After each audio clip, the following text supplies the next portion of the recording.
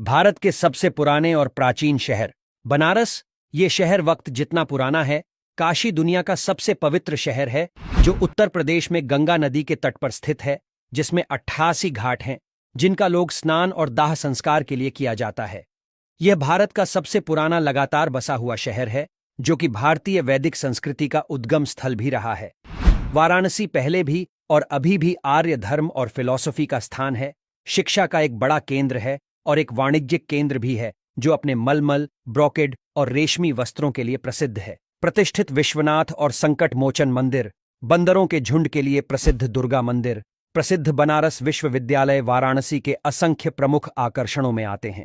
उज्जैन क्षिप्रा नदी के तट पर स्थित एक प्राचीन शहर, उज्जैन का प्रारंभिक इतिहास पौराणिक परंपरा में डूबा हुआ है।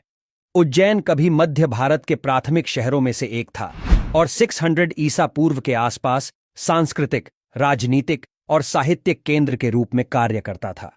यह शहर कई साम्राज्यों के उत्थान और पतन का गवाह रहा है और कालिदास सहित कई दिग्गजों के साहित्यिक कार्यों में भी इसका उल्लेख मिलता है।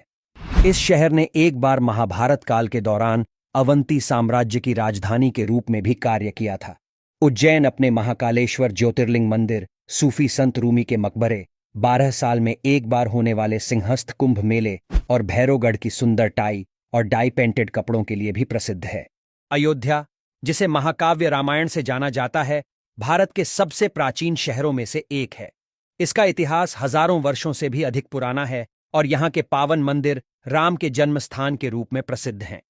अयोध्या के इतिहास में महाकवि रामायण के अलावा भी बहुत कुछ है, जो इसे भारतीय संस्कृति के महत्वपूर्ण हिस्से के रूप में बनाते हैं। थंजावुर तमिलनाडु में स्थित है और इसका इतिहास चोल वंश के दौरान हुआ है। यहाँ के मंदिर, जैसे कि बृहदेश्वर मंदिर, चोल कला की श्रेष्ठ उदाहरणों में से हैं। थंजावुर का इतिहास उस समय से जुड़ा हुआ है जब यह चोल वंश की राजधानी था। मदुराई, ऐसा कहा जाता है कि मधु का मीठा अमृत यहां भगवान शिव के उलझे बालों से गिरा था, इसलिए इसका नाम मदुरई पड़ा। भारत में यूनानी राजदूत मेगस्थनीज द्वारा लिखे गए ग्रंथों में आपको इस स्थान का उल्लेख 3री शताब्दी ईसा पूर्व में मिलेगा।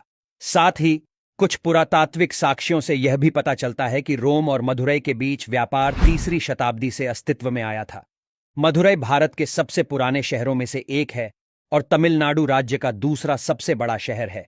पटना, 3 शताब्दियों के इतिहास के साथ पटना या पाटलिपुत्र गंगा नदी के दक्षिणी तट पर स्थित दुनिया के सबसे पुराने लगातार बसे हुए स्थानों में से एक है।